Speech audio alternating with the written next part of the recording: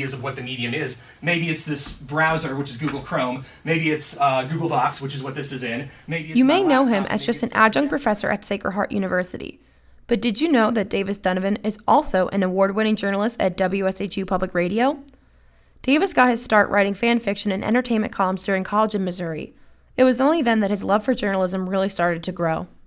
It was only a little later that I started thinking about, hey, you know what, I can learn to really do this in a responsible way with real journalistic standards. National Public Radio, otherwise known as NPR, was something Davis had always listened to.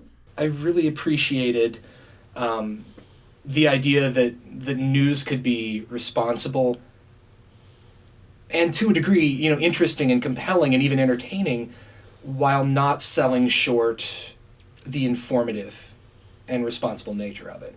After graduate school, he moved to Connecticut where he worked for the Newtown Patch. However, Davis's first year in the field was a challenging one. It was the year that the Sandy Hook shooting happened.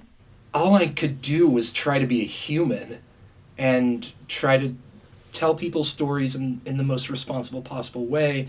Even when, and especially when it meant not telling their story, giving people privacy when they needed it, giving people distance when they needed it, and listening when they needed it. In 2014, he started teaching at Sacred Heart and freelancing for WSHU Public Radio, a branch of NPR located on Sacred Heart's campus. Here's where Davis's love for journalism and the chase for the best possible story really came alive. And that the theater will take seriously the new information in the Times report and use it to move forward. Davis Donovan, WSHU News. I think what I try to bring to it is energy and curiosity and interest to everything that I touch. Any story that I'm on, I have to bring my full passion, my full energy, and my full focus and my full interest. This is also where his podcast, Off the Path, was born.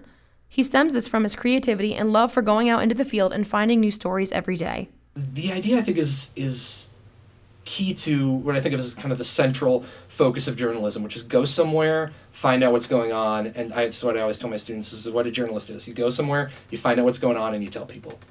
Off the Path is Davis's most recent project. His stories vary from where he travels in the New England area. I'm really just looking for beautiful stories, fun, funny, sad, moving, enlightening stories, and telling those. Davis has 6 podcasts already in the books, and he plans on producing so many more. The creativity and the drive for storytelling never stops. My favorite part is constantly learning. I never want to stop learning. I want to, anything and everything, any story, any person, any place, anything. I want to be learning about everything as I'm going. I am definitely an shiny kind of person. Everything I see, I want to just go after it, follow it. So I can't think of anything better to do than just be traveling, constantly learning new stories everywhere I go.